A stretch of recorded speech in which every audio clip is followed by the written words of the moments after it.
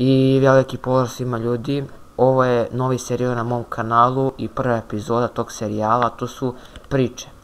Ove priče ste mogli vidjeti na kanalu kao što su Truđ bla bla i Kiro sa YouTube-a. Znači ostavit ću vam linkove u deskripciji ta dva kanala.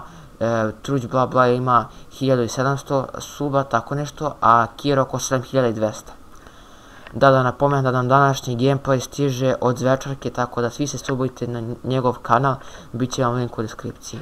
Znači, po naslovu klipa vidite da smo mi pušili čaj. Znači, moji drugari i ja smo se pre 2 mjeseca je to bilo dogovorili da kao kupimo čaj. Oni bi kupili onaj papir što se stavlja cigare i tako dalje, a mi bi kupili čaj.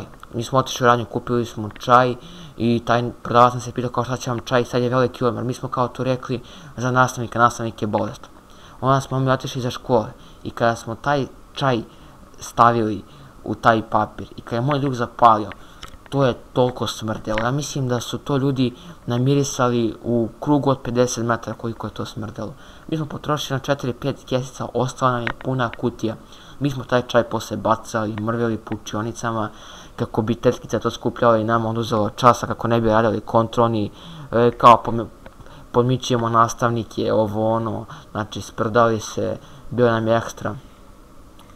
Ništa ljudi, to bi bilo to od ovog klipa, izvinite ako je priča bila malo kraća, u budući će biti malo duže. Ako vam se svidio ovaj serijal, ostavite like, share i subscribe kako bi ga podržali i mi se vidimo u nekom od sljedećih klipova. Veliki pozdrav i samo